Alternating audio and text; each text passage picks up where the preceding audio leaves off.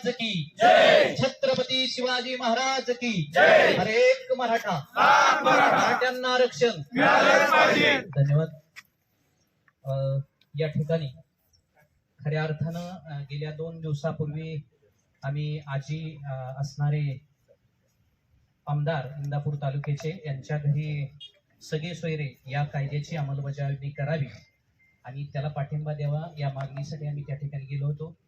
त्याच पद्धतीने आज आम्ही माननीय हर्षवर्धनजी पाटील साहेब जे भाजपचे काम करतात, ज्येष्ठ नेते आहेत, त्यांच्याकडे आम्ही आलेलो होतो. त्या येण्याचं औचित्य असं की साहेब गेली 6 महिने झालं या महाराष्ट्रामध्ये मनोज जरांगे पाटील यांच्या माध्यमातून उपोषण चालू आहेत, आंदोलन चालू आहेत, रस्त्यावरच्या लढाया चालू आहेत, मोर्चे चालू आहेत आणि या मोर्चाच्या माध्यमातून मराठ्यांना ओबीसी मधून आरक्षण मिळावं ही मागणी जोर धरते. ही मागणी घेऊन समाज आज रस्त्यावर उतरतोय. ज्यावेळेस आम्ही मुंबईला गेलो, मुंबईच्या दिशेने आगेकूच केली आणि त्यावेळेस या सरकारने आम्हाला आश्वासन दिलं की संपूर्ण मराठा समाजाला कुणबीमधून आरक्षण दिलं जाईल, सगळे सोयऱ्यांच्या संबंधितला कायदा संसदेमध्ये पारित केला जाईल आणि त्यानंतर मराठ्यांना आरक्षण मिळेल असं आश्वासन दिलं. परंतु हे आश्वासन दिल्यानंतर ज्यावेळेस आम्ही आमच्या गावाकडे आलो, घराकडे आलो, मनोज जरांगे पाटील गावाकडे गेले आणि त्यानंतर एक 4-2 दिवसांनी एक निराशा निर्माण झाली. कारण जो शब्द दिला होता तो शब्द हे सरकार पाळते का नाही असा आमच्यासारख्या, आमच्या दैवताच्या आणि आमच्यासारख्या युवकांपुढे प्रश्न निर्माण झाला आणि यातूनच खऱ्या अर्थानं जरांगे पाटील उपोषणाला बसले. आणि उपोषणाला बसल्यानंतर म्हणजे उपोषण कसं करावं, समाजाला संबोधित कसं करावं, समाजाला नेतृत्व समाजाचं कसं असावं हे आम्हाला जरांगे पाटलाच्या माध्यमातून खऱ्या अर्थानं छत्रपती शिवाजी महाराजांच्या नंतर कोण आम्हाला दैवत मिळाला असेल, कोण आमचा वाली असेल, कोण आमचा कोण जर खऱ्या अर्थाने कोण आमचा घरातला जर असेल तर हे जरांगे पाटील. सर्वांना सांगू इच्छितो, अरे बाबांनो, उपोषण तर आम्ही या महाराष्ट्रामध्ये नव्हे या देशामध्ये पाहिजे. माझं वय कमी आहे, मी जवळजवळ 32 वर्षाचा झालो, पण एकही उपोषण असं आम्हाला बघायला मिळलं नाही की त्या उपोषणातून माझ्या कुणाच्या नाकातून रक्त आलं. अरे हे रक्त जर येत असेल तर माझ्या जरांगे पाटलाच्या, माझ्या दैवताच्या नाकातून आलं आणि हे रक्त खऱ्या अर्थानं त्यांच्या नाकातून जरी आलं असले तर हे मराठाच्या समाजाच्या नाकातून आलेलं आहे आणि हे आम्ही कधी विसरणार नाही. म्हणून माझ्यासारखा युवक, इंदापूर तालुक्यातला युवक संघटित झाला. आंदोलन कुठलं करायचं हे ठरलं. ज्यावेळेस आम्ही या इंदापूर तालुक्यामध्ये मोर्चे काढले, मोर्चे असतील, आंदोलन असतील, 64 दिवसाचं उपोषण असेल, साखळी उपोषण, प्रत्येक गावाने हे केलं. परंतु यातून प्रश्न सुटत नव्हता. मग थोडस जहाल आंदोलन करावं काय माझ्यासाठी युवकापुढे प्रश्न निर्माण झाला. परंतु जहाल करायला गेलं तर तोडफोड होईल, माझ्या महाराष्ट्राचं नुकसान होईल आणि यातून काय साध्य होणार आहे हा विचार आमच्या पुढे आला. म्हणून खऱ्या अर्थानं आम्ही आजी असणारे मंत्री यांच्या घरी गेलो. नंतर साहेब आपल्या दारी आलेलो. आपल्या दारी येण्याचा उद्देश हाच साहेब आहे. आम्हाला कुठलंही राजकारण करायचं नाही, आमचा तो पिंड नाहीये. आमचा उद्देश हा आहे की आज आमचा समाज अडचणीत आहे, आज आम्ही अडचणीत आहोत, आज आमची लेकरं उपाशी आहेत, आज आम्हाला आरक्षणाचा प्रश्न गंभीर निर्माण झाला, आम्हाला जगणं मुश्किल झालंय आणि हे जगणं मुश्किल यातून बाहेर पडण्यासाठी आमच्या समाजाला आरक्षणाची गरज आहे. आणि ह्या आरक्षणासाठी जी सरकारने शब्द दिलाय सगळे सोयऱ्याचा, हा पारित करण्यासाठी आपला पाठिंबा आम्हाला आवश्यक आहे. पण आपण सरकारमध्ये आहात, आपल्याला जरी आपलं त्या ठिकाणी मांडता नाही आलं तरी आपण आपल्या वरिष्ठ नेत्यांना, आपले वरिष्ठ नेत्यांशी चांगले संबंध आहेत त्याचा वापर करून आपण हा शब्द पाळावा, त्यांना सांगावं. सगळे सोयऱ्याच्या बाबतीमध्ये जो कायदा करायचा त्याच्या बाजूने आपण मतदान करावं असं ठासून या इंदापूर तालुक्याचे एक नेतृत्व म्हणून आपण सांगावं अशी मी तुम्हाला या ठिकाणी सर्वांच्या वतीने विनंती करायला आलोय. या ठिकाणी सर्व विषय झालाय. मी या ठिकाणी विनंती करतो सर्व उपस्थित राहिले साहेब त्यांचं मत व्यक्त करतील. मी या ठिकाणी थांबतो. धन्यवाद. छत्रपती शिवाजी महाराज की जय. एक मराठा लाख मराठा.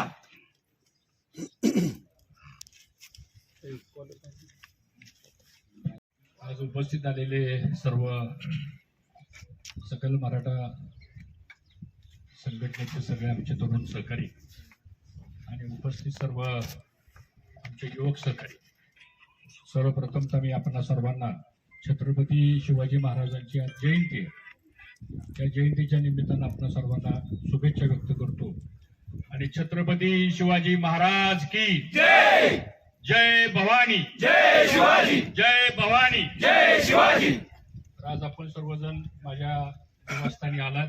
आपल्या सर्वांचं आपलाच एक सहकार्य म्हणून या ठिकाणी मनापासून स्वागत करतो. मी सुरुवातीला सन्मान्य मनोज जरांगे पाटील यांना विनंती करतो की त्यांची प्रकृती खालावलेली आहे.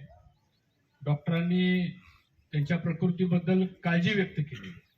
आम्हालाही सर्वांना त्यांच्या प्रकृतीबद्दल अत्यंत काळजी वाटते आणि म्हणून त्यांची प्रकृती उत्तम व्हावी, त्यांच्या जे काही उपोषण चालू आहे ते लोकशाही मार्गाने ते करतायत, पण त्या उपोषणाचा कळत न कळत परिणाम हा त्यांच्या प्रकृतीवरती होऊ नये आणि म्हणून त्यांची तब्येत उत्तम राहावी अशा पहिल्यांदा सुरुवातीला मी त्यांना या निमित्तानं मी माझ्या भावना व्यक्त करतो.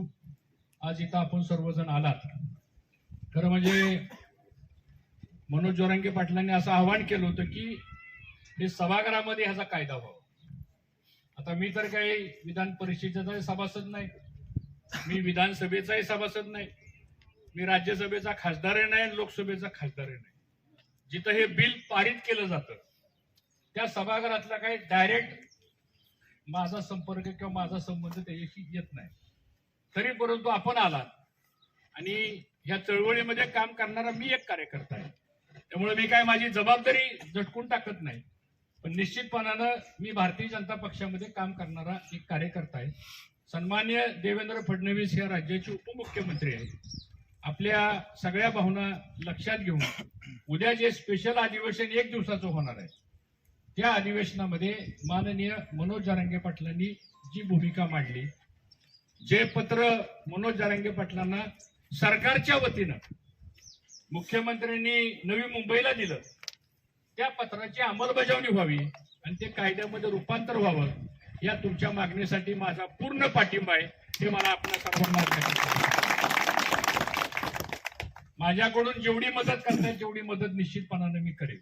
पण त्याचबरोबर या तालुक्याचे जे लोकप्रतिनिधी आहेत, जे उद्या सभागृहामध्ये असणार आहेत, त्यांनी पण तुम्हाला आश्वासन दिलंय की सभागृहामध्ये हे बिल आम्ही मंजूर करू, ते त्यांनी करून घ्यावं. त्याचबरोबर हे 3 पक्षाचं सरकार आहे महाराष्ट्रामध्ये, त्यामुळं एकनाथ शिंदे साहेबांनी पत्र दिलं, त्यांनी हे बिल मंजूर करून घ्यावं. उपमुख्यमंत्री देवेंद्र फडणवीस आहेत, त्यांनाही आम्ही सांगितलंय. कालही दिल्लीला या संदर्भातली चर्चा झाली. मी पण त्यांच्यासमोर, मला कालच निरोप मिळाला की आपण उद्या येणार आहे म्हणून, आणि मी कालच त्यांना दिल्लीमध्ये बोललो की असा असा प्रकार आहे, आपणही पुढाकार घ्यावा आणि भारतीय जनता पक्षाच्या वतीनं सुद्धा ह्याला आपण या ठिकाणी पाठिंबा द्यावा. तसंच दुसरे उपमुख्यमंत्री अजित पवार आहेत, ते ह्या जिल्ह्याचे पालकमंत्री आहेत, त्यांनी सुद्धा ही भूमिका मला असं वाटतं उद्याच्या सभागृहामध्ये त्या ठिकाणी मांडली पाहिजे आणि त्यांना ही भूमिका मांडण्यासाठी आपल्याही तालुक्याच्या लोकप्रतिनिधींनी त्यांनाही सांगितलं पाहिजे. आणि मग जर ह्या तिघांनी ठरवलं, सरकारने ठरवलं, 288 आमदारांनी ठरवलं, मग प्रश्न यायचं काही कारणच नाही. आणि मला असं वाटतं उद्या एक ऐतिहासिक दिवस, हे जे बिल आहे हे बिल उद्या सभागृहामध्ये कुठलीही चर्चा न करता एकमतानं मंजूर व्हावं अशी आपल्या सगळ्यांच्या वतीनं आपली या ठिकाणी मागणी आहे. मला असं वाटतं ते घडेल आणि त्यासाठी जेवढा काही आम्हाला ताकदीनं या कामासाठी प्रयत्न करता येईल. हा राजकीय विषय नाहीये, हा सामाजिक विषय आहे आणि मला वाटतं ह्याबद्दल भूमिका हे उद्याच्याला या निमित्तानं पूर्ण व्हावी एवढीच अपेक्षा या ठिकाणी व्यक्त करतो. गेले 6 महिने झालं आज सकल मराठा बांधव ज्या पद्धतीनं आंदोलन करतोय, ज्या पद्धतीनं उपोषण चाललेले आहेत, त्या पद्धतीनं मला असं वाटतं की याची निश्चितपणानं सरकारने नोंद घेऊन आज या ठिकाणी हे आरक्षण मिळावं एवढी या ठिकाणी अपेक्षा व्यक्त करतो. त्याचबरोबर जसं आपल्या समाजाची मागणी आहे तशी धनगर समाजाची मागणी आहे, त्याही मागणीचा सुद्धा ते आपले सहकारी आहेत. त्याचबरोबर लिंगायत समाजाची मागणी, इतर पण काही समाज आहेत, शेवटी प्रत्येक समाजामध्ये गरीब वर्ग आहे, आणि मी तर असं म्हणेल की आजपर्यंत ज्या ज्या समाजाला आरक्षण दिली त्या त्या समाजाला आरक्षण देण्यामध्ये मराठा समाजाच्या नेतृत्वानेच पुढाकार घेतलेला आहे. आता सगळ्याला आरक्षण देऊन झालं, आता आरक्षण आमचं शिल्लक राहिलंय, ते आरक्षण आम्हाला या ठिकाणी मिळावं अशी मागणी मनोज जरांगे पाटलांची काही चुकीची नाही. आणि मी एवढंच या निमित्तानं सांगेन, आपण आलात, शेवटी आपण सुद्धा या समाजातल्या गरीब माणसासाठी आज सातत्यानं आपण प्रयत्न करताय. मला अभिमान वाटतो इंदापूर तालुक्यातल्या सामाजिक क्षेत्रामध्ये काम करणाऱ्या कार्यकर्त्याचा. कधी आपल्या तालुक्यामध्ये सामाजिक तेढ निर्माण झाली नाही, कधी आपल्या तालुक्यामध्ये समाजामध्ये कधी आपण वाद होऊ दिला नाही. प्रत्येकाने आपापल्या मागण्या, प्रत्येकाने आपापल्या समाजासाठी मागण्या केल्या आणि तीच भूमिका उद्याच्या काळामध्ये सुद्धा आपल्याला या ठिकाणी करता येईल. पुन्हा एकदा या मागणीला आमचा पाठिंबा आहे. आणि माझं पत्र मी आणलेलं आहे, मी काय असं नुसतं मोकळ्यात बोलणार नाही. आणि आता हे माझं पत्र तुम्ही कुणाला देणार हा एक प्रश्न आहे आता हा, त्यामुळे मी तुमच्याकडे देतो. दिलं की मी पत्र दिलं, फडणवीस साहेबाला सांगितलं, आता तुम्हाला पत्र दिल्यानंतर सांगणार आहे. आणि मी तर जाहीरच बोलतो या ठिकाणी, माझं असं काही मागं पुढं काही विषय नसतो, कारण शेवटी आपली मागणी योग्य आहे, रास्त मागणी आहे. आणि निश्चितपणे काल बोलणं सुद्धा झालं, काल माझं बोलणं पण झालं, आजही पुन्हा फोन करून सांगतो. आणि कुठल्याही परिस्थितीत उद्याचा एक दिवसाचा अधिवेशनाचा ऐतिहासिक दिवस आहे. आणि त्याच मी ऑर्डर ऑफ डे सुद्धा वाचली. मी 10 वर्ष संसदीय कार्यमंत्री असल्यामुळे मला त्यातली टेक्निकल गोष्टी पण माहिती आहे. ऑर्डर ऑफ डे सुद्धा आलेली आहे आणि त्याच्यामध्ये हा विषय आहे तो आता फक्त सभागृहानं सगळ्यांनी एकमतानं मंजूर करावा एवढीच या ठिकाणी करतो. आपल्या सर्वांना या ठिकाणी शुभेच्छा देतो आणि थांबतो. धन्यवाद.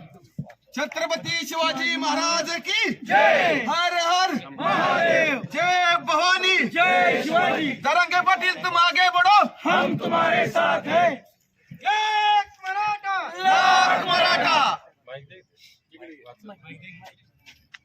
छत्रपती शिवाजी महाराज की जय.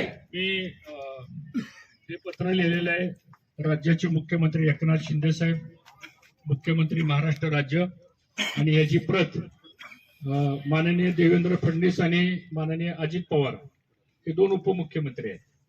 विषय दिनांक 20 फेब्रुवारी 2024 रोजी विशेष अधिवेशनामध्ये मराठा आरक्षणाबाबतचे विधेयक मंजूर करण्याबाबत विनंती करतो की उपरोक्त विषयाच्या माध्यमातून मराठा समाज बांधवांना आरक्षण मिळावे म्हणून उपोषणाला बसलेले श्री मनोज जरांगे पाटील व सकल मराठा समाज यांच्या मागणीवरून सगळे सोयरे या शब्दात अंतर्भाव असलेल्या अधिसूचनेचे कायद्यामध्ये रूपांतर करण्यासाठी दिनांक 20 फेब्रुवारी 2024 रोजी होणाऱ्या एक दिवसाच्या विशेष अधिवेशनामध्ये मराठा आरक्षण विधेयक मंजूर करण्यात व मराठा समाजाच्या बांधवांच्या मागण्या ज्या केलेल्या आहेत त्या मान्य करण्याबाबत शासनानं पूर्णपणे प्रयत्न करून हे विधेयक मंजूर करावं अशी विनंती करतो.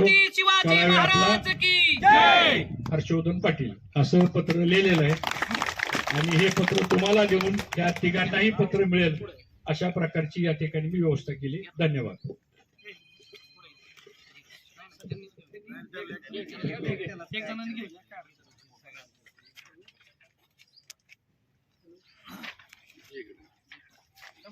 छत्रपती शिवाजी महाराज की मराठ्यांना आरक्षण मिळालेच पाहिजे.